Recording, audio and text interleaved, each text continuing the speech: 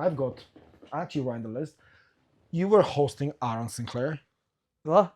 Aaron Sinclair was fighting in one of your shows, I think. He's fighting soon. Is he? Yeah, he's fighting for BMF 4-ounce title. So it is. Because he's a bare knuckle boxer. Yeah, he's fighting in 4-ounce gloves. Yeah, on my show. Yeah. Oh, we professional MMA once. Yeah.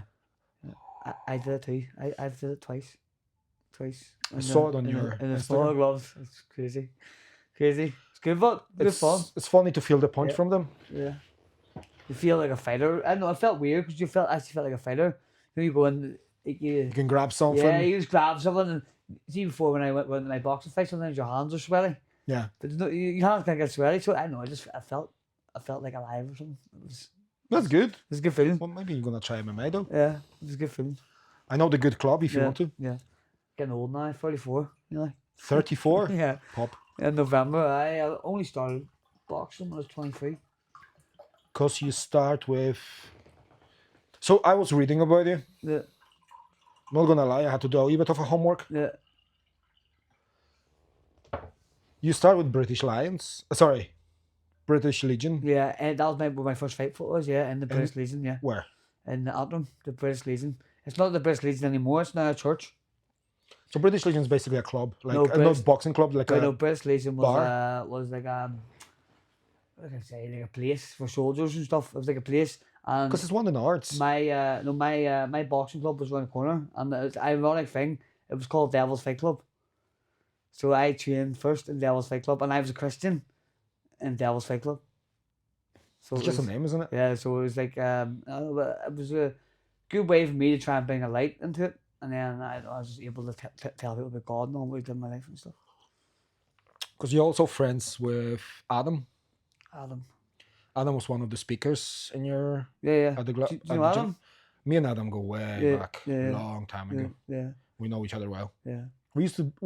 He's had a crazy life, hasn't he? Yeah, we're not growing up because obviously I'm from Poland. That's where the funny accent comes from. But me and Adam was we were running the same estate. We're just carry on in the same estate. He's a nice guy. Yeah. He was actually my parents' neighbor as well. Yeah.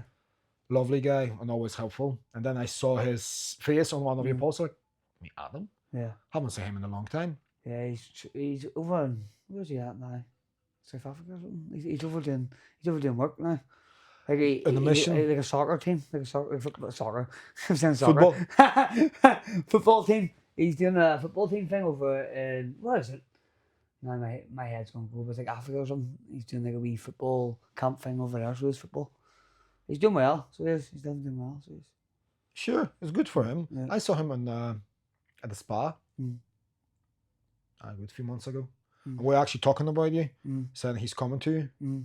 But that's good a few months ago. Yeah, I remember last time I was in spa. He was speaking, what was that, the start of the year would have been? Start of the year maybe? Possibly, yeah. Yeah. 100%.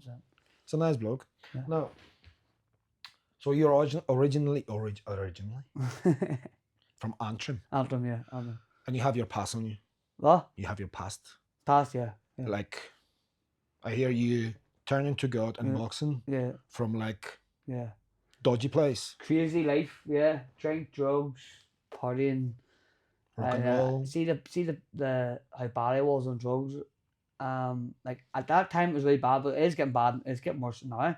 But I still was bad on drugs. But like I would have really done anything to get my next hit. You know what I mean? That's how bad it was. You'd be robbing people. You'd be doing this, that, the other. You weren't in the right frame of mind. And see, the thing is, you didn't care who you were hurting in the process. You hurt your family, your friends, whoever you're hurting. Didn't matter. All you cared about is where am I going to get my next drug from? Where am I going to get my next hit? Because even your family said the only options for you were either prison or coffin. Prison or coffin, yeah. And then you went into the boxing ring. You went in the boxing ring, yeah. Yeah. Hi. What's happened? Yeah. So from back in 2015, I was in like a really bad way. So I was, and that was with the drink, drugs, selling drugs. I was just up to all sorts. I was, and by chance one night everything just came to a head, and basically when I look back on that night, I just like, God gave me one chance. Right, that's the only way I can describe it. He gave me one chance. He goes, you can go back and you can live that life that you've been living with the drink and the drugs, or you can come and follow me. And it was the weekend that something like dramatic happened in my life. And that same weekend, I ended up going out to church. And whenever I went out to church, I ended up becoming Christian. And then, I don't know, I just got on fire for God, and I want to tell people about Jesus. And It's a nice change. yeah, so that happened in 2015. I was very hungry, going around telling people about God and all, always trying to invite people to church, always trying to help people. And it was like, see, when I was younger, I used to go to like a wee Sunday school. And I got a wee, it was coming around Easter time, and I got like a wee notice through the door. It was like a wee thing, and it says about the doing this wee thing over Easter. And they're inviting people, and it says something about they'll come pick you up if you need a lift. I didn't drive, so I was like, right, I'll go to this wee church, see what it's like, because I'm still going to my church like 4 times a week, but I was thinking I need to go to more. I was just so hungry for God, I needed more than that. So I went to this wee church, and see the thing about it, I was sent to Sunday school as a kid. See when I went see the time I got into this church, I only realised that this was the same church that I used to go to Sunday school. And here I was coming back to it like 15 years later, and there's people in that church that still remember me from when I was a kid, and they were praying for me all them years ago, and then here they see me come back saved and all. So there's a meaning behind all this here. So I started going there, and I used to go every Sunday morning, no, Sunday afternoon. So I would go to my church in the Sunday morning. I go to their wee Bible study in the afternoon. Then I go back to my church at night. And it was one day after coming out of it, I looked across the street, and this is where the Royal British Legion is, because this would be Gospel Hall. See, across the street was the British Legion, and that's where people would go and drink and stuff. Yeah. But they started running boxing shows out, and I seen these guys come out. These are all guys I used to run about with. They were all coming out. I seen them, some of them with boxing gloves and all, and they were boxing. And I just looked at it, and then I was like, maybe I could do that. Because it was something I always wanted to do. I don't know what it was. I always had a passion for boxing. I don't know. Because I like fighting. I was always fighting and all. I was always getting in trouble. So maybe I just like the thought of fighting. Like watching the Rockies growing up and stuff. So I always wanted to fight. And then I seen these guys doing it. These are people I used to take drugs with and all. And I just thought, if they can do it, I can do it. And my whole start for doing boxing was to make my family proud of me, because the hell that I put them through, and the drink and the drugs and all the other sorts of stuff. So basically, by accident, you just saw your old friends walking out with the yeah. boxing gloves. Sure, Yeah. why not? Yeah, and I goes, I'm going to do it. And it was a big step. It was a big step, because like people see it as well. Like, see, if you go to a new club or a new place, like you don't know what to expect.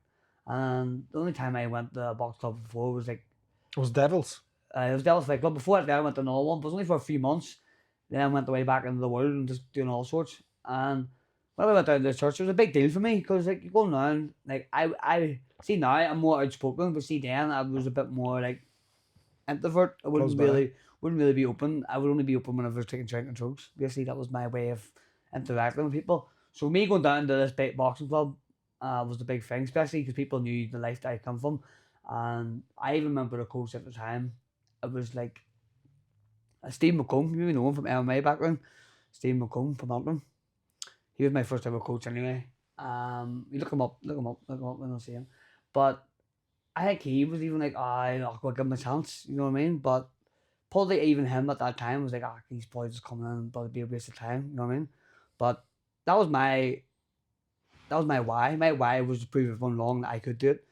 Because even when my first fight got announced, people were laughing at me like, this guy can't box. The only time they see me when I was out drinking, so obviously can't fight, you know what I mean? So it was like, that was my burning desire inside, was to prove people wrong. So it was. You said that like you can't box. People thought that. My coach said funny thing to me years ago. Last year, we were talking about aggression. I said I'm not aggressive enough. So okay, he says Gerald Burns. Whenever he started in a club, he knew straight away he's going to be a fighter. A great fighter. He is a great fighter. He owned his own club as well. But he said that wee fella had so much aggression in him. Like he was like a dog, just constantly coming back and coming back. Doesn't matter who you go against. Even sparring sessions, and sparring sessions in my club are just holy fuck. Like fights. Well, you see the guys you saw on TV standing in front of you, like first year. Can you sign me a book after? And then you spar with them.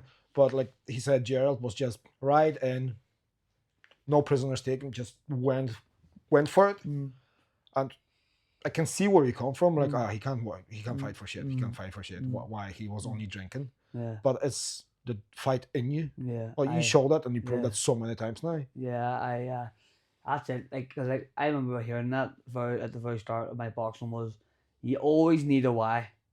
I mean, you always need a why. See, even if that why runs out, you don't have a why anymore, then like, you should stop. Basically, you should stop boxing because that why is what kept me going. That why is what kept me up at night. That why was what Well, you got own me. your bloody club now. Yeah, that why is what got me in the gym. What Yeah. got me training.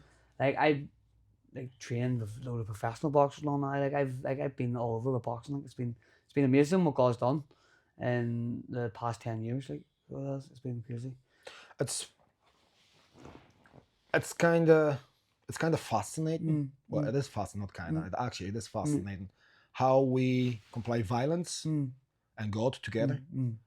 Because let's face it, MMA, jiu-jitsu, boxing, any type of martial arts, and there's so many people who are so deeply in love with I've God. noticed now there's a big thing for God in MMA and boxing and everything. Any like martial arts. People are coming out all after the fight and always glorifying God, always saying God this, God that, and glorifying Jesus Christ. It's amazing to see. So it is, and it's like Katie Taylor. Katie Taylor's a big example. Katie Taylor, like she's full on Christian, and she still gets in the ring, punches the head of someone, but she's probably still praying for that person. Yeah. And that's what I say about Cornerstone Boxing Company. I make a joke. I'd be like, we're the only club that will punch the head of you 1 minute, next minute we'll be praying for you. But that's true. Like, see, whenever I was growing up in Poland, that's years ago. Whenever you go to chapel, you go to your mass and you listen to everything that priest said, and everybody were like, "Oh, you never fight. You always pull your other cheek, whatever you call it, and all of that." So it was like condemned from doing any type of violence. You don't do violence because it's not Christian way. We don't supposed to be violent.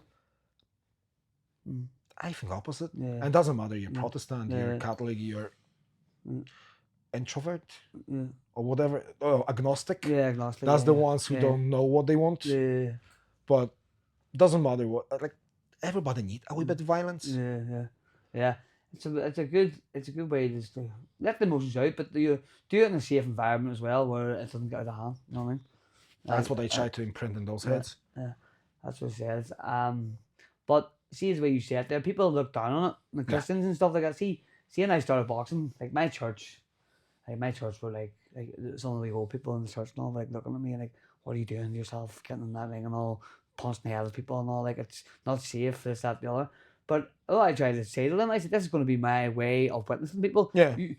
People may have a gift of like helping people, doing different things with people, this, that, the other. But my gift was boxing, and I was going to use it to glorify God.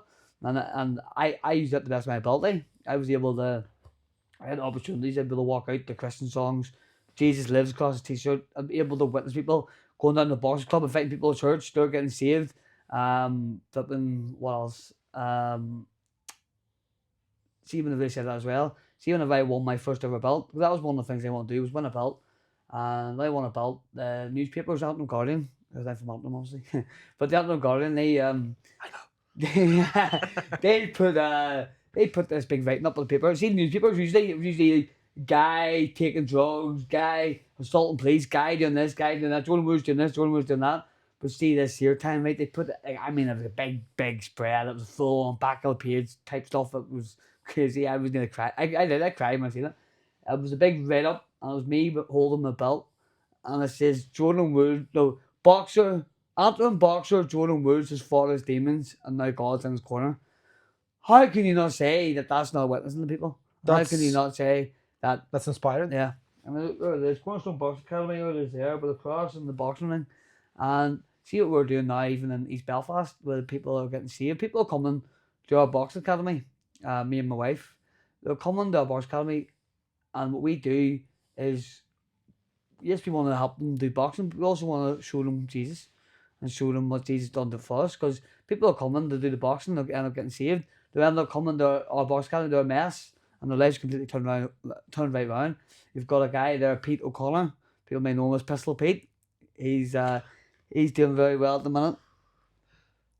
I know one Pistol Pete, but I don't think we're talking about the same guy. No, Pistol Pete. I hope not. I nicknamed Pistol Pete about a few years back because he came into my gym and he was pounding the hell of people, and I was like, flip me, get that pistol away. I made a joke, and then next thing you know, Pistol Pete just stuck, And see right now at the minute he's on a four knockout streak at the minute. He's going for his 5th fight here now in a row, on Saturday in the Devonish.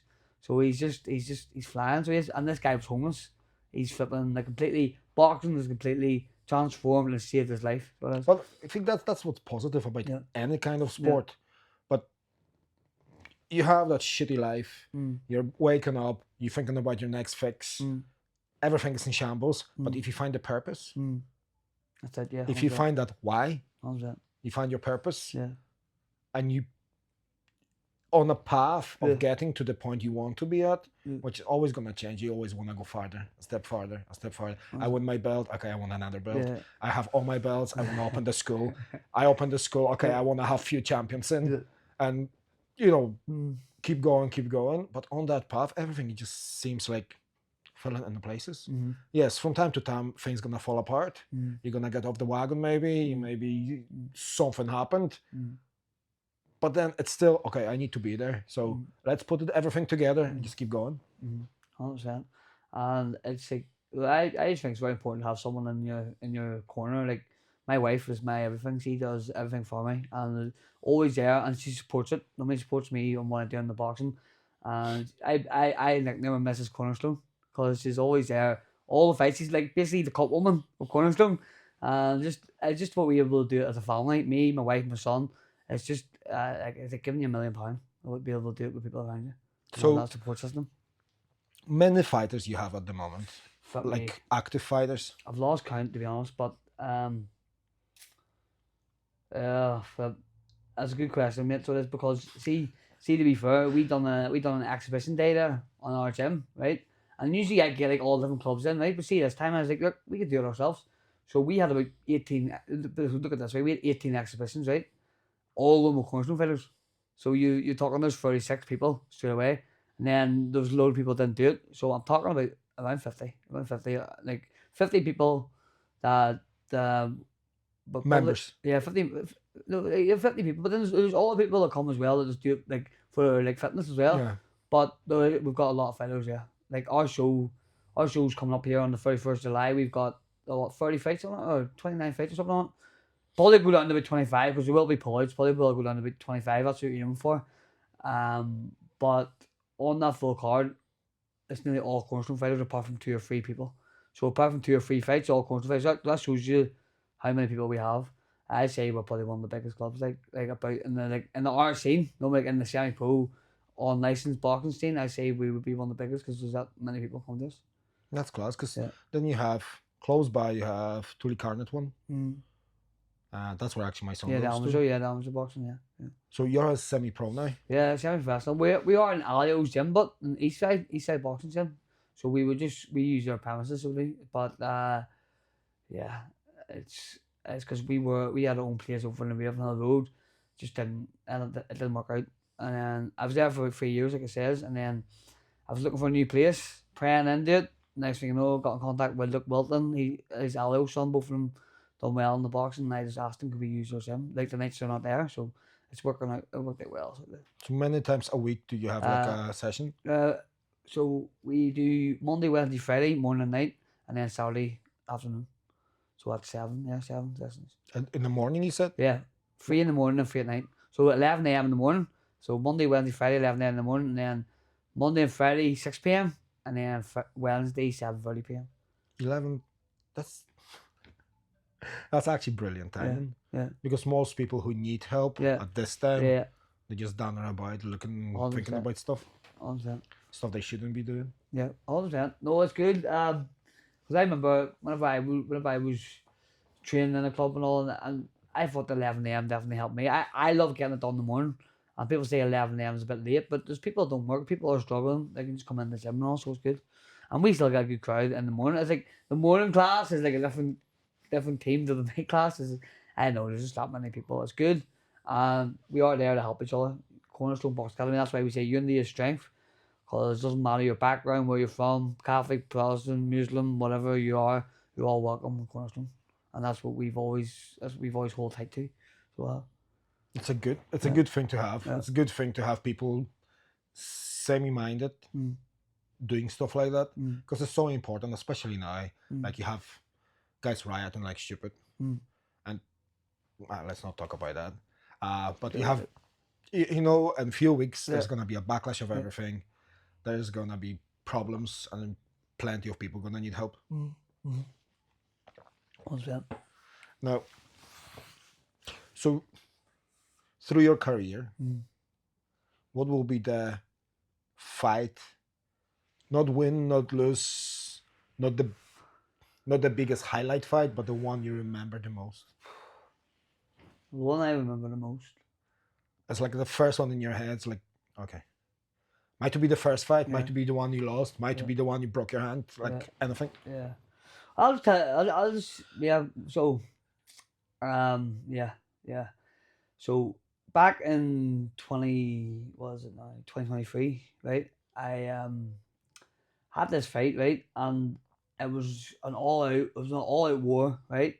And but they gave the decision to the other guy, right? Then I ended up jumping in last minute a week later, right? Could be the game, right? So I'm coming off 2 losses in a row, right? So I'm like, fuck me, what am I going to do here? 2 losses in a row. People were online, you know, it's like online the abuse you get. Oh, everybody's throwing the words like, oh, he's fell off the wagon now. 2 losses in 2 weeks. What's going on and all this here, right? So that was all right. So the week after that, so literally in the space of 2 weeks, this is 3 fights, right? I was thinking, you know, thinking you were talking about. It was his show. He was doing a show and he was doing 4-ounce boxing gloves, right? This is the first ever one in the country, right? And he offered me a few quid. He goes, you jump in and take this pro MMA fighter. What do you call the guy? I can't remember. Would you jump in and just take this pro MMA fighter? 6 2-minute rounds in MMA gloves. In no gloves? Yeah, basically no gloves. They basically feel like pieces of wood. But I said, yeah, I accepted it. And like, not many people wanted to do it this time. Like, see, now it's starting to get out there now a bit more, like over here. But see, at this time, no one wanted to do it. They're all like, a lot of people said they wanted to do it, but they didn't do it. But I jumped in and got the win. And it was just amazing. And then they even just go around and say, like, I'm the first ever 4-ounce champion in the country. It was just a surreal moment. So it was. Well, that's what you want. Yeah. But you said, people said, oh, everybody's, I want to do it, I want to do it. Yeah. See, most of those people never wear gloves. Yeah. Most of those people never went through the camp. Yeah. I do believe camp is the hardest part of the fight. Like you said, you fought twice in 2 weeks' time. To me, it's like, what the fuck? Like, what's wrong with it? I know, but it was like week. So basically, in the 2 weeks, it was 3 fights, and the last one was a hybrid fight. And see, the thing is, like my brother, like he loves me the best. Like he didn't want me to do it. I don't think anyone wanted to do it. My wife didn't want me to do it. Everyone was trying. They were just trying to talk me. Everyone was just trying to talk me out of it. And even my brother got me down. It was in our gym. He got some of the fighters to put on like wee gloves, like wee kids gloves. That's what we had in the glove. They're like 4-ounce gloves. And got them to spar me with them. But I loved it. And I was like, enjoying it. He thought it was gonna put me off, and it made me want to do it even more. And I know it was definitely a surreal moment. And like I said before the camera came on, that feeling of walking out and you're like that bare hand and all, it was just a surreal moment. You actually feel like a fighter. I just felt something. Like I've had like over 50 fights, and see that fight, it was just one I remember the 50. most. Yeah, over 50, between 50 and 100, I lost count. Too many fights. I've had loads. Won 15 belts. I've got 15 belts, so like, and then that. Do you have enough trousers for Yeah. them? What? You one of those guys have more belts than trousers? Yeah. I've 15 belts, and that belt that I have is probably one of the most special ones because it's the first ever one that was in the country at that time. First ever 4-ounce champion, so that was definitely up there. So it's. Well, speaking of the first things first, I'm gonna go to back after. But I was going to say hybrid boxing. You as an athlete, a guy who sacrificed so much to be where you're at now, right? Went through hell and back to be where you're now. Not here on the sofa, but in the position in your life. Not sure you're aware of the dance or whatever you call it, the misfits. Yeah, misfits. Yeah. Okay, let's start. European part. So I'm bad for having insomnia, undiagnosed insomnia for years, and I'll be like, 1 o'clock in the morning watching some wee fellas in scumpy pants building the shit houses in the middle of the jungle from mud. But then I start scrolling and coming up to my attention, the hardest man in UK. Just some big terp. I don't even know who it is. I can't remember his name. I can't remember his name. So he's the hardest man in UK, English guy, walking around, talking smack to everybody. He's the hardest man in UK. Okay, and I saw him fighting over the weekend in a novice fight with no headshots. That body one, the body one. I'm like, is he the one that got stopped? Yes. First time I see being hit in the body and your eyes bleeding. I'm like, I only see the clippings. I said I will not pay to watch it because, in my opinion, it's taken away from guys like you. It's totally taken away. You put your heart out. You don't have to have 1 million followers on Instagram to do what you do.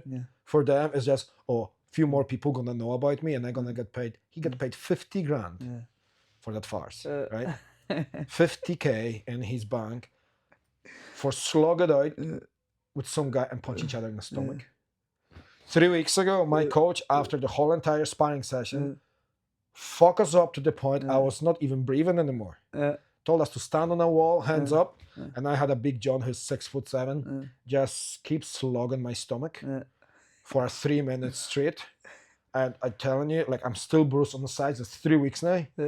And yeah, we did it for free. That was actually a fun for us. And he got paid 50K for it. I know. It's crazy.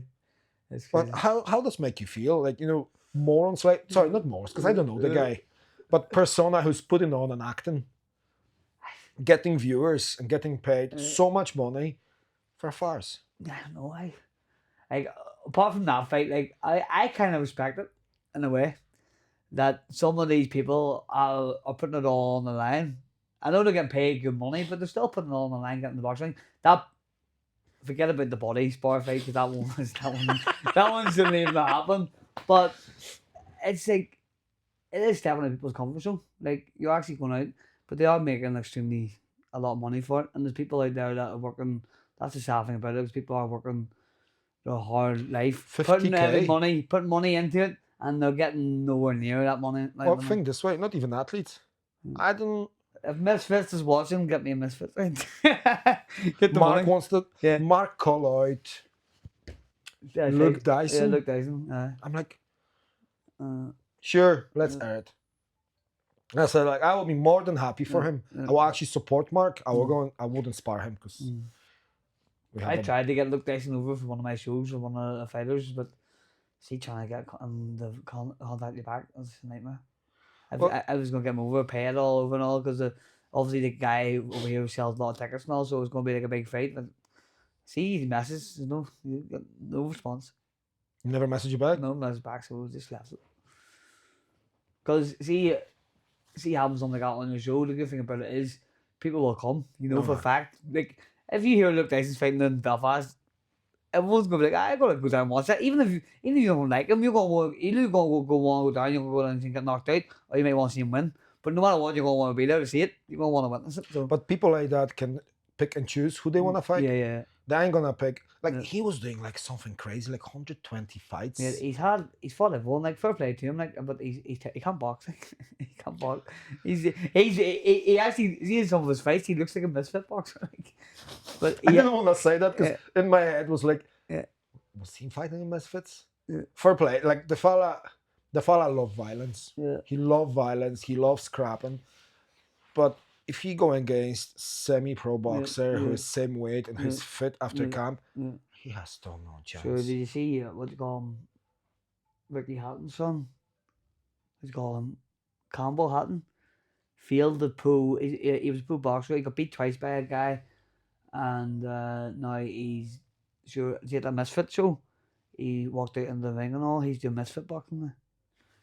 Whatever pay your bills. But that's what I mean. But he's obviously just going for the money, like, you know what I mean. And but most people do. He's going to get paid. He's going to get paid a bucket load of money, isn't he? To do it. Puts you on misfits. Yeah. Tell you what, guy have more belts than Chalmers. Listen, misfits. There you The go. worst thing, see the worst thing. I haven't told you. Like I've got an operation here on Thursday. I took too many hits to the head. I think so. You would never say that. I think I've took too many You're hits so to the handsome. head. But I literally I've got to get an eye operation here on Thursday.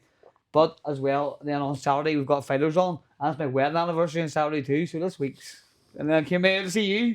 So this week's been nuts. But She said to me before he come down, "Is he coming?" It's like, "Yeah, I think so." uh, So just cancel him. Just relax. Just rest. uh, I'm up since 6. uh, And I've got a ringworm, so I can't train. uh, But I still went to the club at 6 o'clock, just done bag work and done some weights, and they get my physio.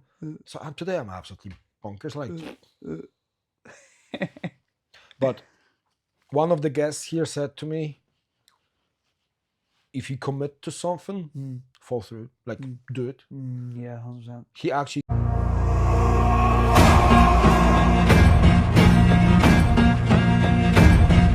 before, like, we're close friends. Like, don't worry about it. We can reschedule. There's no issue. Yeah. Says no. If you're a man, if you said you're gonna do something, do it. Like, fair play. 100%. I'm gonna lie. See, when I got here, I didn't even welcome in. I was like, "What am I even doing here?" This was me being honest. No, it's like you get somewhere, you're like, "What am I even doing here?" But I'm glad I came in. I mean, it's People good. are scared to come here. I see girls. Yeah.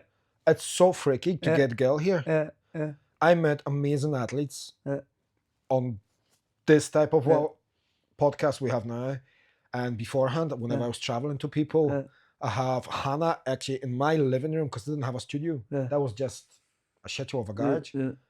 And she's an amazing person. Over here we had Sloaner. Sloaner just get her black belt last week. Sorry, 2 days ago in jiu-jitsu. Amazing girl. And we have so many amazing female athletes. But to get female here, it's like, I feel like a guy in a white van giving kids candy. Like, literally. Like, think this way, right?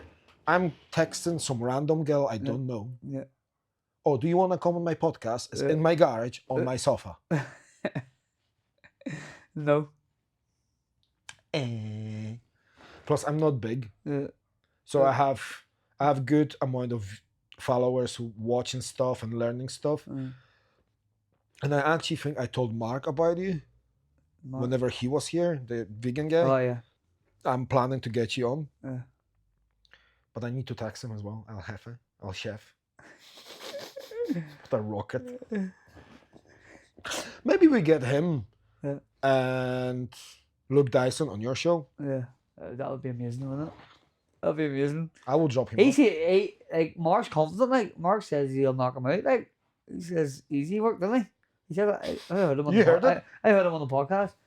We need to get that shared. Everyone get that shared now and make sure Luke Dyson sees it. He actually commented on it. Did he? He said something like, "What the clown?" Did he? I'm like, did he say it? Did he say it? He said it or something like that. I need to go or back. something in that context. And Mark just starts slabbering at him. It's like, "Oh, touch your feelings, princess." I'm like, I can actually hear his voice in my head whenever he say princess with his London accent. Yeah. Brilliant. Love it. I says to him, he came in the gym. I was like, "Oh, you're from London? You don't support Arsenal, do you?" And he looked at me like, "Yeah." Arsenal only have to lose in the Champions League final on the Saturday. See, if you pay me, I will still not watch football. No. Only time I watched football was by accident whenever I was doing the door and was on TV. I couldn't. I can't. No. It's not for you, is it? Rugby, yeah. Rugby, yeah. It usually is one or the other, isn't it? Like rugby or football. But I still wouldn't go and pay tickets. For the tickets to go and watch rugby. Yeah. I will go and watch small MMA shows. Yeah. Because it's edgy. It's it's actually some of the fights are brilliant. You know what's going to happen. It's like, especially whenever my friends are fighting. It's, you know yourself. It's different. It's a different story. You're watching somebody you know. That cage or ring. Yeah, it is. One of my first boxing experiences was in Don Patrick. Oh, that's a blast from the past. Can't even remember what you called the bar. But it was Finbar Kelly. He was fighting, and he was from my work, and the all crew from work went. What was that? When was this? Oh, how many years ago? 15. 15 years ago? I was gonna say. Paddy Gilmore. See, and Paddy Gilmore from Kirkcobin was fighting as well. Yeah. And me and Paddy trained at the same gym. He was huge. Yeah. I don't even know what's happened with him now. Downpatrick is where I won my first belt. In when was that? 2019 was it? Yeah, 2019. February 2019, I won my first belt That'll be about in 210. Downpatrick. Downpatrick, I think it was like the golf club or something, a golf club or rugby club or something like that. The place was bombed. You walked in the place and it was like this. Only what I remember, that was the times whenever I was drinking. Yeah. And me and Harry McGee was sit together at the table. And on the wait for Finbar to come out, he was like one of the last fights. I get so plastered. I was absolutely mangled. I was just down in pint after pint after pint. I can't remember the fight. I think he won. I can't remember. I can't remember even how I get back home. And I was living in Ballywater at the time. It's like, fuck, never again. Yeah. See, that's one thing about the boxing. Like, I don't know. I've never experienced that. When I had a fight, then had to drink after. I've been off the drink 10 years before I even started boxing. And then I started boxing after I became Christian. But I see a lot of people go out to have a fight and then they end up on the drink. I've never experienced it. Did it once. I was fighting my friend Marty Ambridge. And we were actually friends. We still are friends. We were boxing together in Queen's Hall and Newton Arts, and then right after we went to Roma's bar where we together work and have a pints with the boss of the Roma's. Actually, he bought us pints. He said, "My two favorite door guys, I'm gonna get you pints because he's slugged it out." It's like, yeah, did we? It's class. Don't have a good experience with boxing. I'm a shit boxer anyway. The left overhand. Do you like grappling? I like grappling, but my whole motivation behind there's two different people, right? The one who motivate themselves and the one who are dedicated. I'm the guy who was motivated to show my kids the violence is good and watch too much UFC at a young age and what to do it. And I'm kind of stuck with it, but I fall in love with jiu-jitsu. I'm still crap. Yeah. I like grappling. I'm getting better. I'm so. What? So you're fighting soon? Yeah, 4th of July. I would just flip the switch here. I'll just podcast you here now. Fighting a guy, actually. Who is the guy you're fighting? It's a big fella from, I think, Limavady. Limavady, is it? I think so. Yeah. He's lost everything. He's a young lad, big fella, very young. And he's training with my good friend. Yeah. So he knows anything about that. It's not even that. Who actually requests me to fight him. Yeah. Because I'm a nice bloke and we are friends. Yeah. And that's his coach.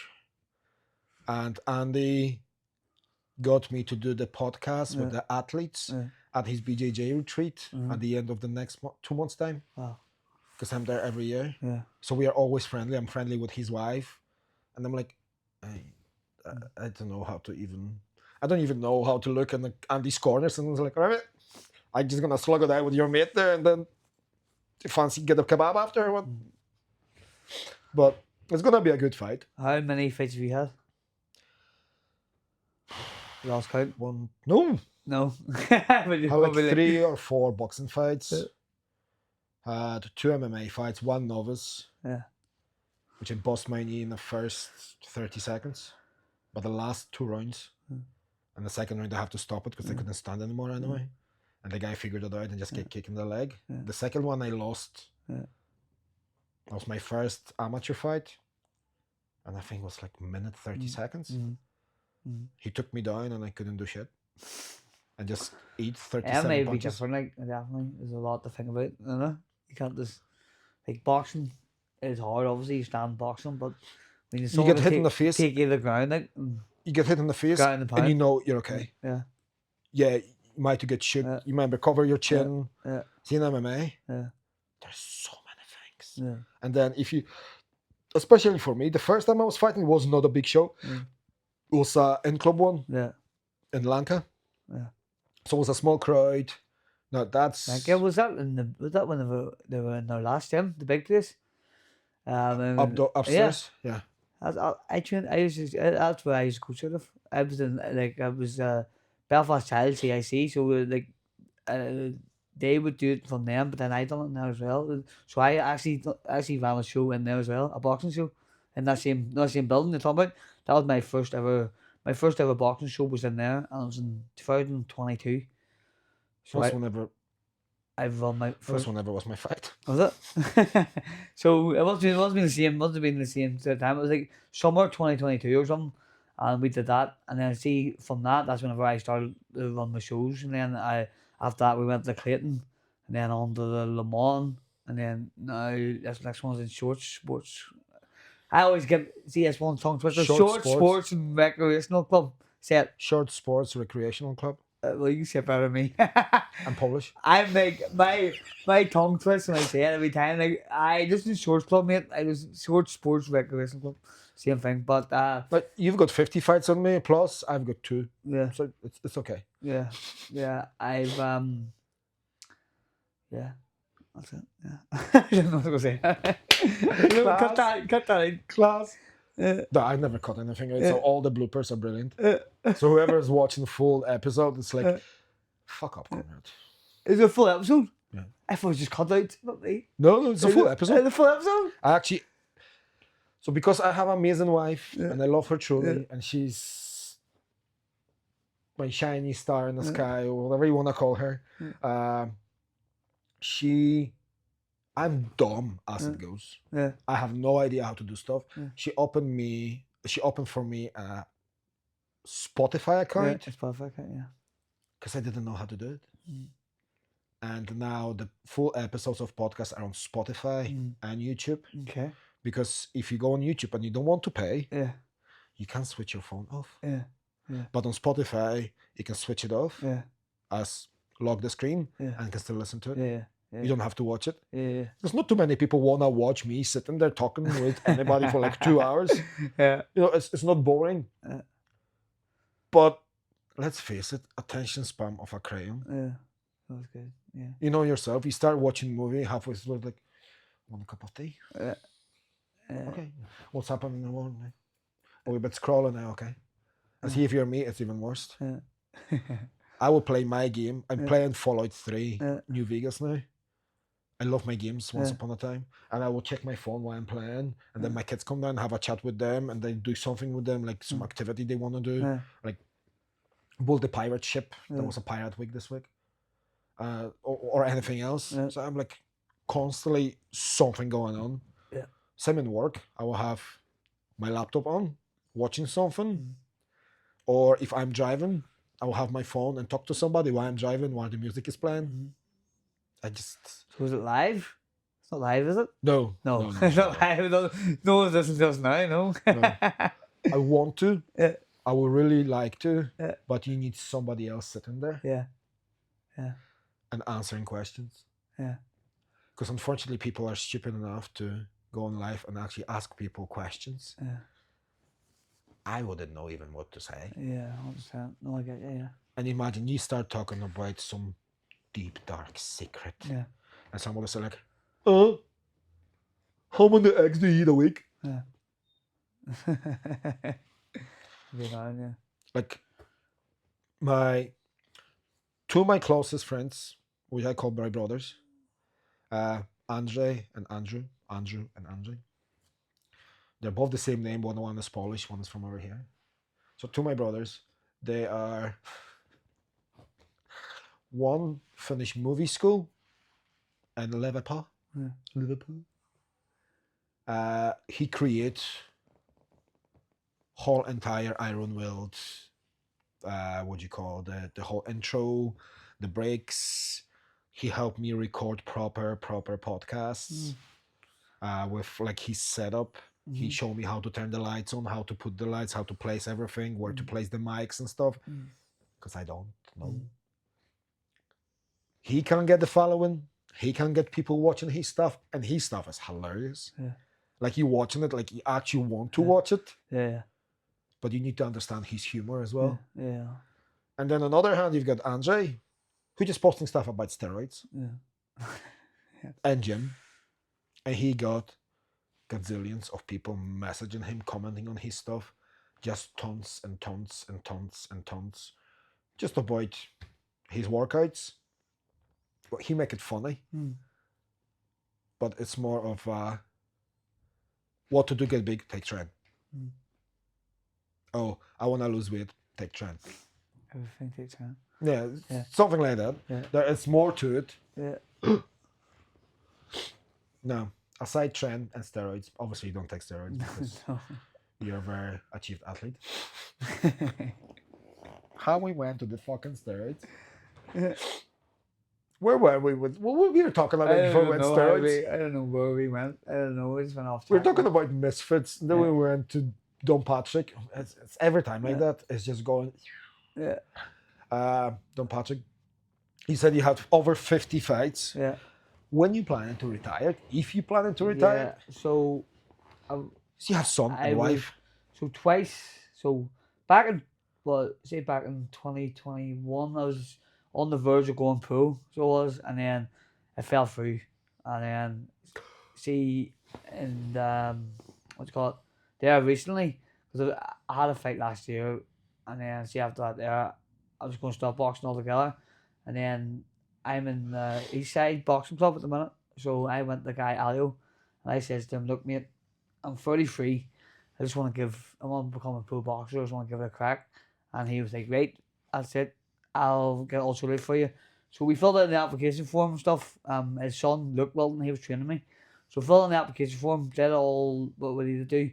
And then I came to the medical, and I went into the medical, and I had to go to the opticians, and they had to do all these wee tests on your eyes and all. I never got something so thorough. They had all this stuff and all for your eyes. While I was getting the test, you just tell he was just being very quiet and very awkward. And I was like, something's definitely wrong. And then he goes, "I think you've got a detached retina." And then he goes, "I need to send you up to the Royal and stuff like that." So I've been going, just doing visits to the Royal back and forth. Obviously, like the worst thing about it is, see that I had support and all. I had people sponsoring me. I had getting everything paid for, the medicals, everything was getting paid for. So I was like loving it. I was like, here I go, I'm actually going to do it. I'm actually going to go. Even though I'm 33, I'm still just give it a crack, you know what I mean? And then obviously I fell through. So. But now you're getting your operation. I had 2 days. I had to go back and forth, and then there went last week, and they goes, "Yeah, your eyesight's getting worse and all. We're going to have to operate on you like as soon as possible, basically." So I've got an operation here on Thursday.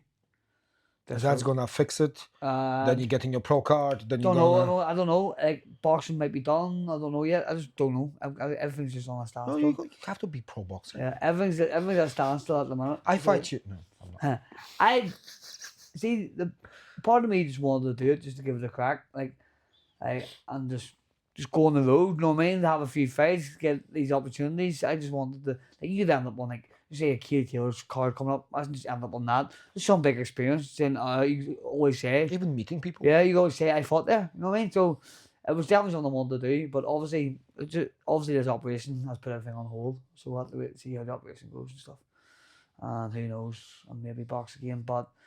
At the minute, I'm retired, but I've retired about 20 times since 2019, and every time I came back. So I'd say I'm probably not done yet, but we'll see. But see all the many fights I've had, it's definitely where, see someone who came in boxing late and they've only had a few fights, their body would be a lot more better than what mine is because I've had that many fights. I've had that many fights. I've had that much wear and tear, bang, bang, bang, punch. Like my right knee has been, I don't know, nearly a year now. My right knee, it's just painful. And see the thing about my boxing, people will tell you my movement was key. Like I was able to hit and not be hit.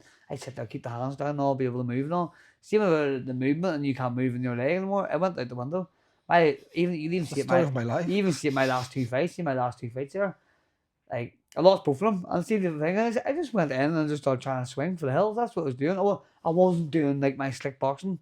The fight before that, but I did win. I won my last belt last summertime, and I remember I was just saying because I was in the changing room about to walk out. It was all documented. There's documentary about it. It's all on YouTube, so it's.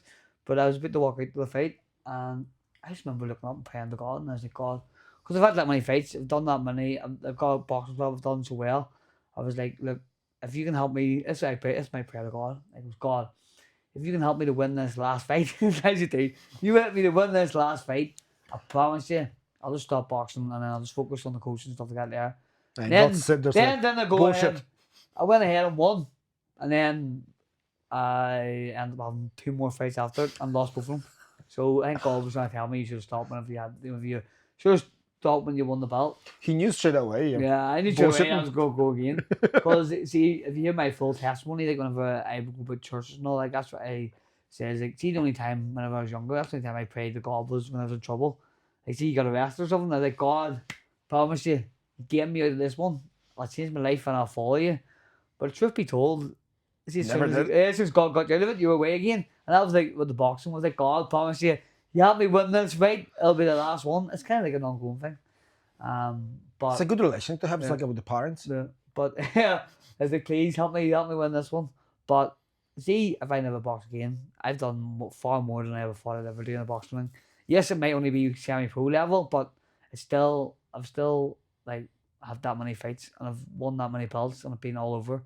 So I'm proud of what I've done because see, my goal was first of all just to have one fight. Then it was like to win one belt. I've won 15 belts now. You know what I mean? So definitely did well. And to say whenever I started boxing at 23, so to say even at 23 that I would win that many belts, if I even won a fight, I would even laugh at it if I even got in the ring. So Is there I'm def- anybody for you to fight anymore? I've fought them all, like yeah, most of them. It's one of the Most guys of in them my and club. twice as well. You know what I mean? But it's been good. It has been good, and like if it is the end, I can go out on good terms. You know what I mean? Because the thing is, see, before I didn't have anything to think about. I wasn't married. I was just fighting. Like a fight. That's because I just fight anytime I wanted.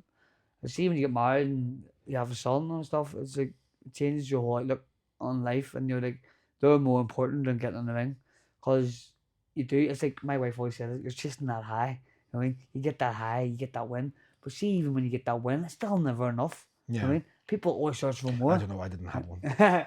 People always search for more. See, if you lose, you're searching for another win. See, if you win, someone say to you, "Oh, you could have this, you could have that," and then you think that win wasn't good. You get in your head then that win wasn't good enough, and you go out and do a better win next time. It's like I don't know. It's like you're chasing, and it's really the hole you're trying to fill is the only hole that God can fill. God can only fill that hole, and you can run chasing this, that, the other, chasing fame and that, the other, but all of it you end up empty. You even see it yourself, the famous people and stuff. They get all the money in the world. They don't know what to do themselves. The press end up killing themselves and all because they just don't know what to do anymore. But God's the only one. God's the answer, so yes. Aside God. Mm. All that time I had that one question in my head and I tried to formulate it. That is not gonna sound so drastic, but I don't think there is a way for me to say it, which I'd open in a box of frogs. So recently I've been told, fuck, I really don't like that. I'm really not comfortable saying it, but very close friend of mine actually brings something I can ask you to tell me yes, no. If you want to skip the answer, please skip it. Because it's gonna be dodgy. And You touchy. get me worried now. Oh, I'm worried even asking it. So There's always one on it. What is it? you're from Protestant background. Yeah.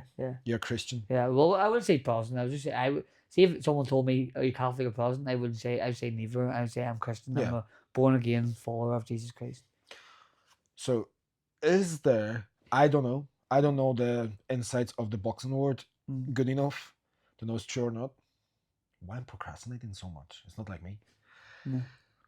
I've been told there is, if you're Protestant and you wanna be a professional boxer here in Northern Ireland, there's slim chances. You have to be Catholic to become a pro boxer, and it's far easier. I'm like, that's bullshit. My first was like, bullshit, mate. And I tried to think like, fuck. Many Protestant boxers I know who actually went pro. Very few. But there was tons and tons and tons. It's like, I don't want to say it, but then is that a thing? I know where you come from because there would be it'd be more predominantly, so it would be that way. But you have to just look at yourself. Lewis Crocker, he's from Sandy Row. He's world champion. I'd be a world champion. You know what I mean? So it can't be done. but and then there's who else? There was Kurt Walker. Kurt Walker was Protestant as well, but I would definitely say there would definitely be a lot more that would be successful from the other side, yeah. But I wouldn't say Catholic Protestant anyway. I would just say that I'm neither anyway. So that was an awkward question. Wasn't it? And I'm like, I don't know. because But people said to me, because I'm yeah, Polish, people yeah, are straight away yeah. thinking But I'm Catholic. I understand why people say it. I do understand why Yeah. people do say it. Yeah, I do. It's to me, it was like bizarre. It's Like, like a lot of, me? there'll be a lot because there's a lot of favoritism, and it's like what club you're from, who's your coach, who's this, who's that, and it becomes it doesn't even come down to boxing ability anymore. It just comes down with who you are and who you represent. You know? Because to me, it was so bizarre hearing it. So I don't know. As I said, I don't know boxing word too Yeah. much, but me finding from academy, there's people from all over Belfast. There's people from all over the freaking country and outside the country come down to train with us. Yeah. And nobody give a shit what you're doing on Sunday except sparring. Nobody cares. Are you praying to Buddha? Are you going and go to the mosque? Or are you going to the mass? Or are you being in a Protestant church? Nobody cares about it. Yeah. You come in, you do your bed, you go home with your friends. End of story. So to me, it was like, I don't want to believe it, but I can see where it's come from. If that makes sense. Like, so yeah, thank you for being politically correct answering it. Yeah. But you have to say like the underdog story, like Lewis Crocker became world champion. Like there was a see at East Side Boxing Club. There was a wee video of him, and it was him when he was just a kid. He was going down the East Side, the gym where I'm gym, and he was going in and he was getting interviewed now. And they're like, who are you? They're asking him questions now, and he goes, I'm Lewis Crocker. And then there's like, in 2016, I'm going to go to the Olympics. And then he goes, then I'm going to turn professional and become a world champion. And then look, he did it. And then I made a wee video of that there. So I made a wee video. It's on my TikTok, on my Instagram. There's a video of him saying that there. And then a picture of him getting his hand raised and then getting the belt around him. So whenever he come back with the belt, my late, very good friend Louise, she was working in the airport and she sent me the picture with him. I was like, oh, and I was scrolling my phone, was looking for pictures of her. Did you watch the fight? No. The second fight? No? No? From time to time, I'm struggling watching fights because I have such a high expectation. And I don't know why. I believe if I watch my friends fight, they always lose. Yeah. So I'm sure I'm like, am I a bad luck? So if I want to see the fight, somebody winning, I will try to watch it after it happens already. And most of the time, I don't have time. Mostly, I will like Lewis Crocker fight. Everybody was buzzing for it. Everybody was waiting for it. I was like, I'm not gonna watch it because I want him to win. And I didn't watch it, and he won, and I still haven't watched it. One of those things. There you go. But there was lots of fights like that. My other friend was fighting a few weeks ago. 2 weeks ago or 3 weeks ago. And somewhere abroad. Marek. He's a professional fighter, MMA fighter. Unfortunately, he lost. But the guy was just mental case. Very good fighter. And I didn't watch it, so I'm like, maybe I'm gonna start watching my friends' fights more. Not just after. But speaking of which, of fights, this Saturday, the thing I told you in Stormpoint, you ever hear about the thing called Combat BJJ? Combat Jiu-Jitsu? I think so, yeah. So it's the one you can grapple. Yeah. So you grapple, but whenever you're in the ground, you can palm strike. And I said it to a few people, and people say, what do you can do with the palm strike? So obviously you're not aware of the guy called Bas Rutten. So, no. So you know Bas Rutten? No. I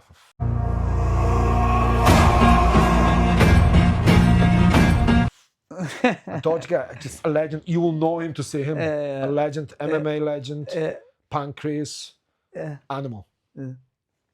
But whenever Pancrase exists, was like old federation, long time ago. Whenever he can kick, grapple, and open hand strikes, palm strikes, but he learned what I'm gonna do with slap. So he started doing that and using that part of your hand and walloping people in the face with that. just knocking them clean out. So he invented it. He was the first person using it. Yeah. You're talking about 1980s. Yeah. Probably even earlier. So that's what they do now. You grapple, and if you're in top position or bottom position, but on the ground, you can use your palm strikes.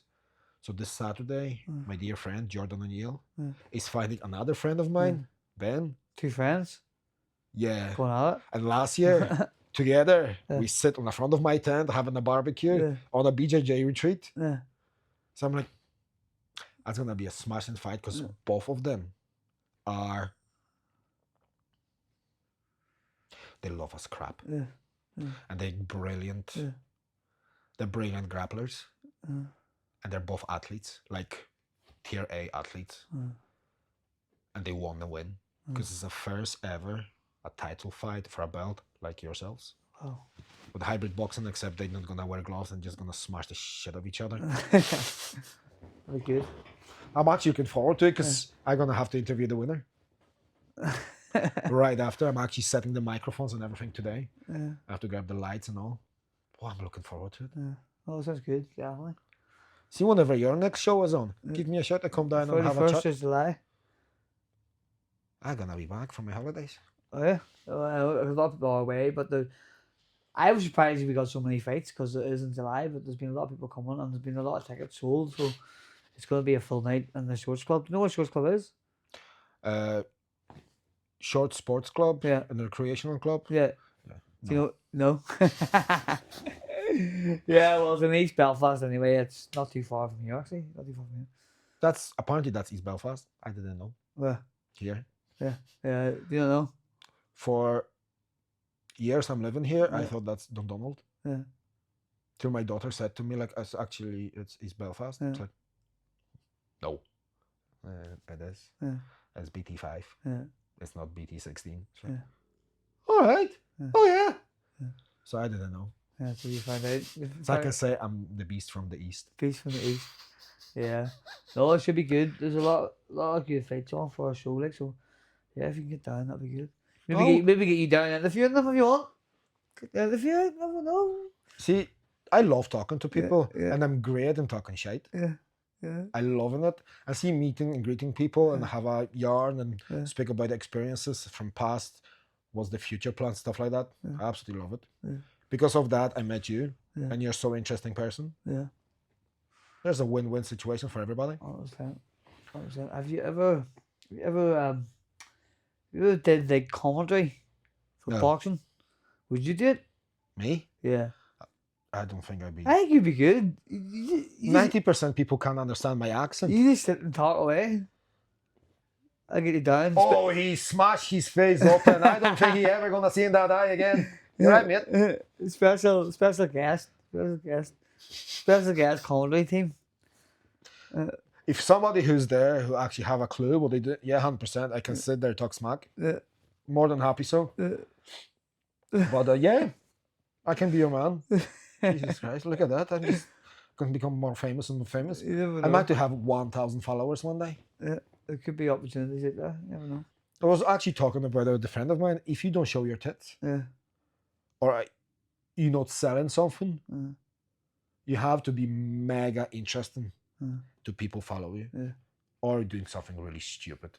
It's usually doing something stupid. Like you got the people on TikTok. I find out there's them dares no. Oh no! Don't start with dares. Since school, I have to think if you dare me to do something, I have to do it.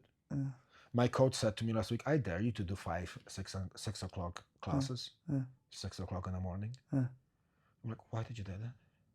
Because you're there, guy. You have to do it. It's like, Did you do it? Yeah.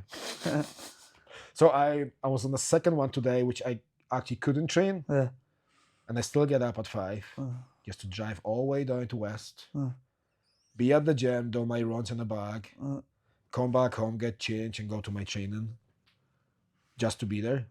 So I said to him, I don't want to miss it. I have to do it. So he gave me a half a class. So I still have 3.5 classes to do.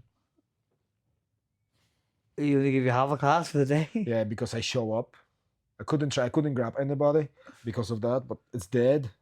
so I can go back training. But it's just see ringworm. It's boxers don't have an issue with that. You have a wee bit sweaty shower, you're fine. See there, you have like 20 people sweat on you, and it's just once I drive back home because I need to rush, and I didn't shower in the club. So from now on, long sleeves, and it's warm. You know yourself. You go boxing, you're sweating like stupid, and up there, except it's warm, you roll with the guys using whole entire body strength, flipping each other off, not flipping each other off, but you know what I mean, and grappling, and you're sweating, you're sparring, you're sweating. Then you touch somebody, you grapple with somebody, so you exchange that sweat, and you change your partner about 10 times during one day.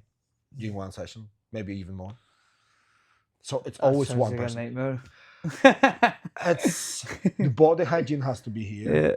For 4 years, never had anything. And I started going to spa and arts and caught 1, 2, 3 ringworms, which is a skin fungus infection. And I caught 3 of them. I cleared them after 9 weeks. Trained for 3 weeks, got a fight. This one happened. It's tiny. The other ones were like that. Wow. So I might have to change to boxing now. No. I think I got enough hits to the head already. Plus I'm too pretty. Try to be like you, model in future. Tough. Boxing is tough. All of it's tough. Like the matter you get in and you're fighting, whatever way it is, it's all tough. Like. It's not easy, but I think that's why people like it. Was the It's challenge. take balls to go in the ring, as you said. Definitely. And for the people too, like it's like you're putting it all on the line, basically. Like, a lot of people wouldn't do it. Like the silence. And the silence, The silence freaking out. Yeah. Because I remember my first big fight, the silence appears, so you're like, fuck, everybody's watching. Shit. Yeah, that was like whenever I said about the hybrid fight, because it was the first one in the country. Like, see, whenever I was walking out to it, it was just like, you could just feel it. You could feel the pin drop. You know, like that. It was that, like, no one knew what was going to happen. That expectation, like, like that. That's why it definitely stands out to me, and it was good because there's ones from like what I'm from Mountain. There's another guy from Mountain fighting, so it was all them Mountain boys and all. But it was like all like, it was like extra cheering me on all to get the win. Like, it was good. And that was Sinky's. Sinky's show. Sinky's. I was going to call him Stinky. Sinky. Sinky. Cut that out. Because he's supposed to be here. When? Well, I was supposed to go to him 2 years ago. We were talking. We have a good chat, and one day we organized for me to come and train with him, because that used to be the program. Me go and train with somebody and then have a yarn after.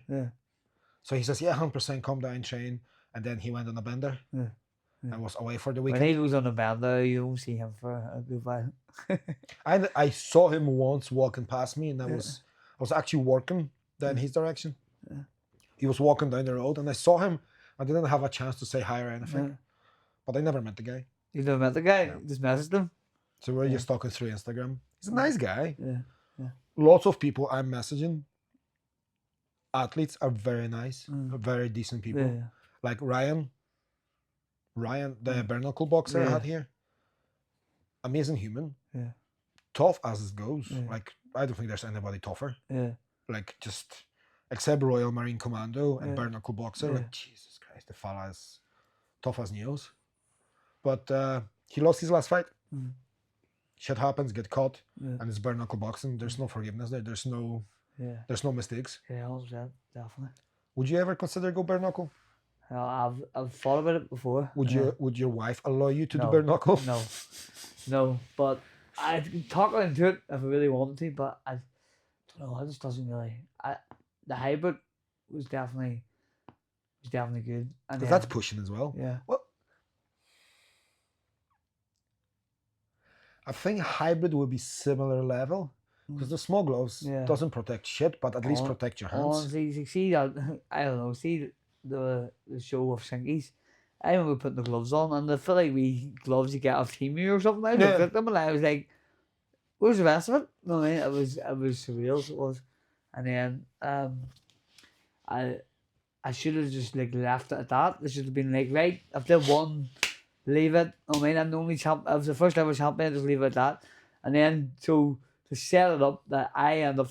So see that night there's two title fights, right? and I won the title fight. And one of my fighters, he was on the second title fight, but he lost. So the guy he lost to, they set it up for me and him to fight each other in the next hybrid fight, and I like he just like see whenever I got the venue and all, I was getting all ready for it and all. I was like, I'm gonna outbox him. I'm gonna do this, that, right? And see, as soon as he walked out that ring, I mean, the fight was going to be a 68. It was 69 or 68. But I started off with like lightweight, like 60 kg. Next thing you know, I went up to this weight, and I seen him walk in the ring, and I was like, he's a man mountain. Like he was just so big. He was just, you see, like his muscles coming everywhere. And I was like, flip me, everyone was probably just looking like, what have I got myself in for? And so the first round, I went in, head movement, all making a miss. I outboxed in the first round. I was like, I got two. It's one shot. Yeah, I outboxed in the first round. I was like, oh yeah, this is so easy. This is what I was thinking. I got in the corner. I don't even listen to my coach. I was like, I know what I want to do here. Just like keep the head movement and all, right? Then I went in the second round, right? He's read my head movement, right? So as soon as I went to drop my head to get away from one of his shots, he just came in with this big uppercut. I mean, it caught me in my legs doing the chicken dance now. The legs in the chicken dance, and I was like, right. It hit me a wee bit more than I think I just kind of went down.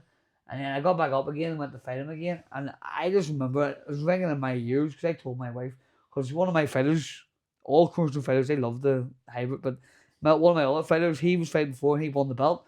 But I mean, you see his face after, you wouldn't think he won the belt. His face was completely banjaxed, like bad, really bad. So Charlotte, my wife, she was worried.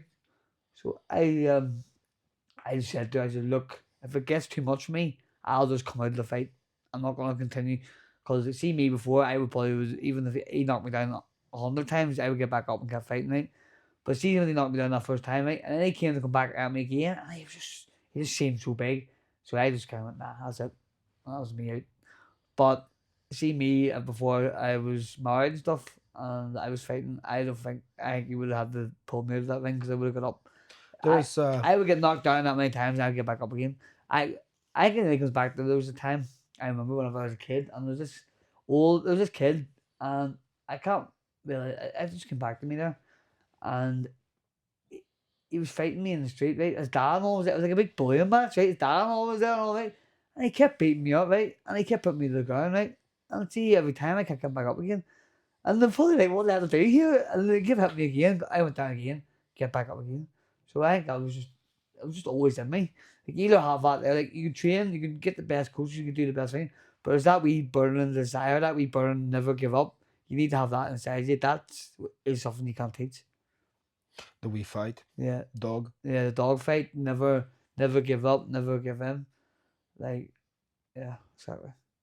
I was talking to a few fighters off camera. Yeah. Fighters, a few people who start fighting. Mm-hmm. I was actually talking specific person. He was doing the course. It was a 6-week course just to become a fighter. Yeah. And he said he won his fight. He come off the ring, and I said to him, "So, how's your experience?" Like, never again. Yeah. It's like, what do you mean? Yeah. Don't get me wrong. I enjoyed the process. Yeah. It was nice training. Yeah. But no, never again. Yeah. See that stress going there? I was just hoping it's gonna finish now. It's gonna finish now. It's gonna finish now. Yeah. What are you talking about? Yeah. Sure, you were flying. It's like, no, never again. Too much stress. No chance. Yeah. See now, like I'm thinking about the fight. I'm putting scenarios in my head. I was like, okay, maybe because 2 days before I've got the fight, I said, tell you what, I'm just gonna focus on everything else. I've got too much stuff going on. Yeah. So I'm gonna focus on everything else, and then I got the fight. Yeah. I was just going to say like listen, don't put me on any fights now. Just it's fine. Listen, I've got lots of going on. It's fine. I can retire. 0-1. I'm happy. Yeah. 2 days after. Fight. So, yeah. Okay. Remember what I said before? Just cut it off. Yeah. See, I've been at fights ready to go in, and like they're about to call your name out, and you hoping like the building goes on fire or something. You hoping everyone gets evacuated. You hoping like there's like an earthquake happens in the blue and you all have to leave. Maybe somebody's gonna crash in my car. Yeah, maybe something's gonna happen here. But it's just that feeling. But then see what just clicks me on like is whenever they call your name and the song comes on, I don't know, something just like locks into me, and then like that's it, I'm ready to go. But that was one thing about me is see for me to be good in a boxing ring, that like against a certain person, there has to be that wee bit of spite. I mean that wee thing, like maybe they've said something, maybe they've done something. Seeing whenever that happens, like there's just a whole different like animal comes out. I can't even explain it. I'm just completely different fighter. Animosity. Yeah, there has to be a wee bit. It doesn't have to be big, but even that wee bit, I come out a complete different fighter. But see, whenever you're just going into someone, I don't say you're mates with them before, you're talking to them, and then it's something that I can't get going, right? But like, cause here's an example, I like always jumping in the last minute, and there was a show, London Derry, whatever you want to call it, if anyone thinks, yeah, London Derry. But I was down to London, and there was this guy, they were looking this guy to fight me. Didn't even know who he was, but like, I will give you a couple $100, you come down and fight this guy. He sold me like 100 tickets, like, so he needed to get a mask, right? So I was like, yeah, no problem, and I come down, no. I wasn't really up for it. I had the wife with me, I had the son with me. We got there and all, I still wasn't really feeling it, right? And then, as soon as I got into the building, right, people started commenting, going, "Hey, you see what he's telling, see what he's saying about you, you know?" He said, "I saw me kid from Belfast come down there and gonna knock him out, and all this here." I mean, he was going around dancing to everyone. That's what I heard, right? So I just like, took myself away from everyone, went and had my wee quiet spot, right? And the nerves all building up, and I had that feeling. And then I had that feeling, that was it. I was ready to go. Like, I'll show you. That's all I kept thinking in my head. I'll show you. I went out and ended up dropped them in the second round. So then got the win on points. I don't know how. One of the judges still give it to him, but that was because it was the way he show, obviously. But it was just like, it's because of that wee bit of needle in it. See, all that dancing he was doing beforehand, that kind of fed fuel to the fire. But if I don't have that there, sometimes I go in and I can see laxy daisy, don't really get going. But whenever I have that, there's just something different comes out, if you get me. Well, funny enough, Nicky said about fighters pulling punches. Yeah. Yeah. He said it's hard to watch the guys he knows. Yeah. Like Nicky will be the photographer doing all the shows, boxing Yeah, shows. I don't think, yeah, no, yeah, no. So Nicky said to me, like, he watching some fights and he know there's no soul in it. Yeah. Like the fighter do not want to go, do not want to be there. Yeah. Like he pulling the punches, there's no full effort into it. Yeah. Like every single fight I saw with people I know, like Percy for example, I actually clipped his fight, the knockout moment, and I put the Windows music to it, because the fella just collapsed. It was one punch. And in fairness, the guy's hands and legs are just like freaking lethal weapons. He kicked me once and I blocked the kick. And he tore the muscles in my hand for me just blocking the kick. I could not make a fist or hit anything for like 3 months. Because everything here, the tendons and all, was just like... Wow. But I know one thing for sure. The fella know how to scrap and he is strong and huge. Well, same as the guy I'm going to fight now. All the best. It's going to be alright. It's a fight. Like, you know yourself, you go in and you go into dangerous environment. You go into... If you don't want to be there, don't go there. Yeah. Because you're going to get hurt. Yeah. I know I train long enough. I put my effort into it. I want to fight. But that wee voice in my head, like, you're getting old. Yeah, the body's not there. That's exactly what happens to me. So that's exactly what happens to me. Because see, so I was like, I'm retired, right? And this time I was just completely committed to it. Like I said, I was going to focus on the coaching, full-time coaching. That's it, all right. Me and my wife never. She loves boxing. She watches boxing more than me. She's the one that sticks to boxing every weekend. So it's so good to have a wife that actually loves what you do and loves to watch it and gets involved. So we end up putting the Rocky box set on. See, as soon as that Rocky box set came on, like that was me starting the shadow box and all. That was me sitting looking in the mirror and all, thinking, I've got one more in me, you know. That's really what I was thinking, right? And it's funny because seeing Rocky 2, the same thing happened to him. He had a bad eye and all. So I was like, see, it's funny about me. But that's why she put it on. But that's why you think, yes, you want to do it. But that's the exact same thing what you just said there. Your body's just like, my mind feels like I can get in there and I can still dance about, not like I'm 25, you know what I mean? But then my body just is something different. I just don't think I have the movement anymore. not blowing my physio's trumpet Yeah. and one of the sponsors, not blowing his trumpet, but I'm in better shape and better body Yeah. than I was 2 years ago. Yeah. Yeah. Only because of him, because the way he's treating my body, the way he works with me. Yeah. But I'm hitting 40 next year. Yeah. I'm on the wrong side Yeah. of thinking about competitive sports, Yeah. especially like MMA. Yeah. But the head, the spirit want to be there. Yeah. So It's good that you want to do it. It's good that you've got the desire and get the win. yeah, I want to have What a day win. is it? What day is it? 4th of July, 4th of the July. Independence Day. Independence Day. I might to come down as what do you call him? Benjamin Franklin. What the hell? Apollo Creed with his Lincoln hat and a beard and just throwing sweets to people. No, that's good. And like I've got a fighter as well. There, he only started boxing. He's near 40 now. Stephen Croft. There we go. Shout out to Stephen Croft. But he came down to a little bit of boxing stuff, but like hitting 40 now, you didn't think he was going to do anything. He's beating people. They're talking about it on the way down actually. Like he ended up beating people half his age now. He's running away with 2 belts now. I'm like, it's just unbelievable. And the other thing about it, see before he became Christian and all, but see before he became Christian, he couldn't really win a fight. He had 1 win. He became Christian. The next minute he went on like an eight fight win streak, won 2 belts. He's going for a 3rd belt here on the 31st July. Oh, a 3rd July as well. So he's flying at the moment, and he's nearly 40. So, are you trying to secretly tell me turn Christian? But turn Christian, and I might help you for your fight. Yeah, yeah. You have to There's something there. You have to get in there some way, but yeah, but it was like being a Christian for him. It just gave him more focus, I think. And then him and his partner both became Christians, and both of them are fighters in the club. So it's amazing for us. It's a good thing. The fact that just that his life's completely changed around now. You know, so it's good to see. And boxing, I bet you he wishes he could probably be a bit younger and stuff like that there. But see the fact that you say you're going and beating people that are 20 year old and you're 40, you're hitting 40, like that's an achievement in itself. Right. There's a difference, right? Yeah. You remember whenever you were younger, there were bigger kids, older kids beating you up. Yeah. Is he that bigger kid now who's beating the younger kids? And a 20-year-old, it's like, Jesus Christ, that's a full-grown man. Yeah.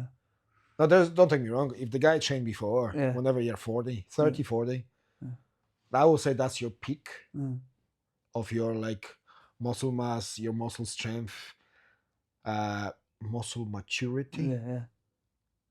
Is that correct? Yeah. Like, I feel and I look far better. Yeah. I perform far better than I did 2 years ago. There you go. But I train like stupid. Yeah. Like, even whenever I can't train because of that, or whenever I had a ring ball, I still go to the gym. Yeah. I still do my stuff. I got a gym here, as you can say, and it's just constant train, constantly doing something. So probably now I'm just gonna focus on cardio and just keep blasting cardio and that wee bastard machine assault bike. Who even invented? It's the same guy who invented assault bike. Is gonna go to hell and stand beside Hitler.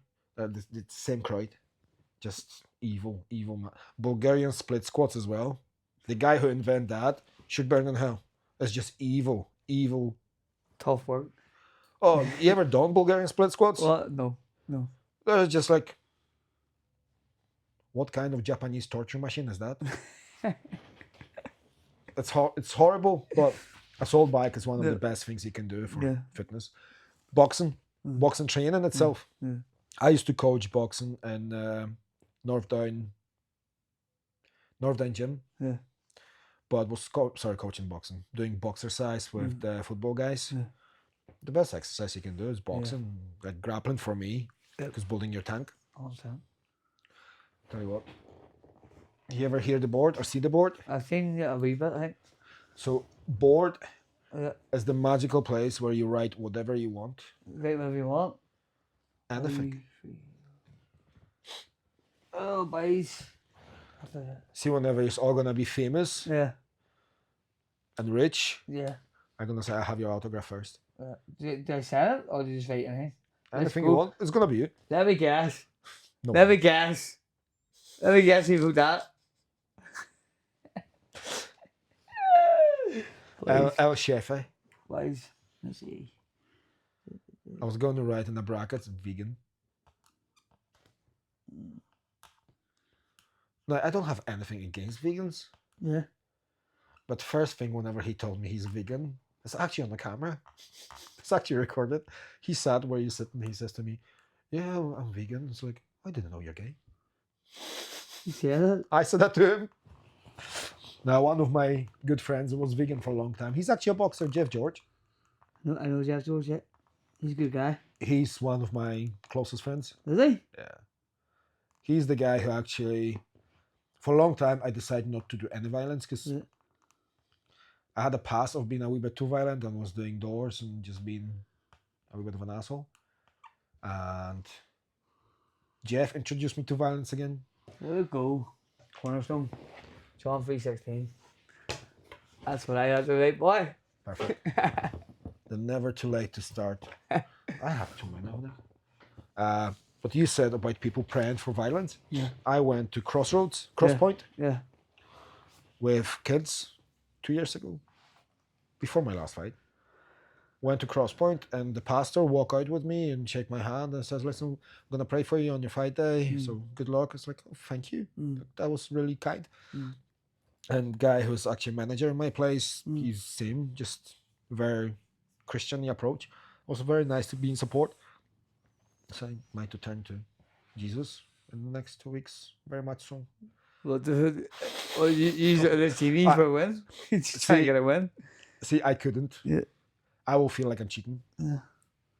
I will actually feel like I'm cheating and I hate cheating. See, if God draws you, there'll be no pulling back. You were in one point where I would have said there'll be no point, there'll be no chance of me, and then if God does his drawing, he does. Oh, it's not that. Like, if I will start praying and I win, I will Yeah. feel bad about it. You what? I will feel bad about it. If what?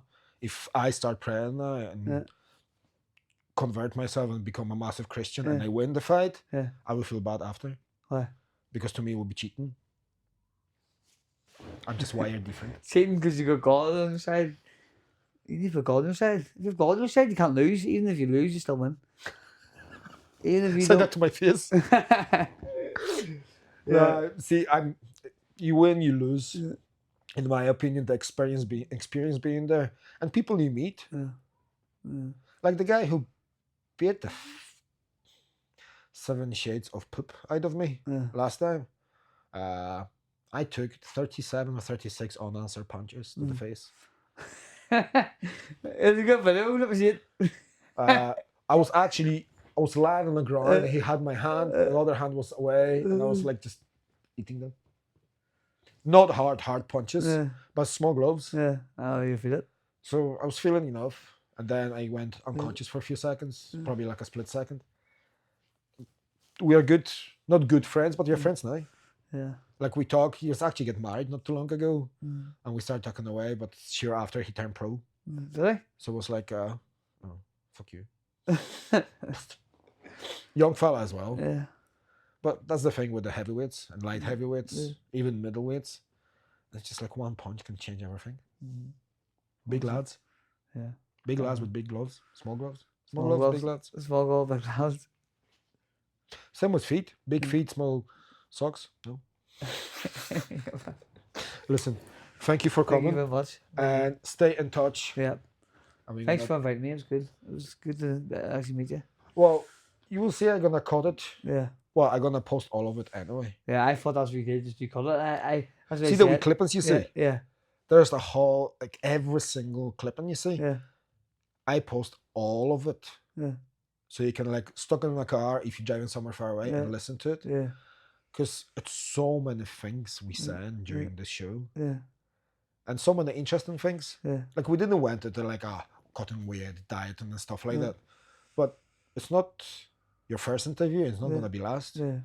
And I'm not planning to close the show. Yeah. Because I want people more. Like, let's say you're gonna have another hybrid fight, Yeah. so we can go through your whole entire camp. Yeah.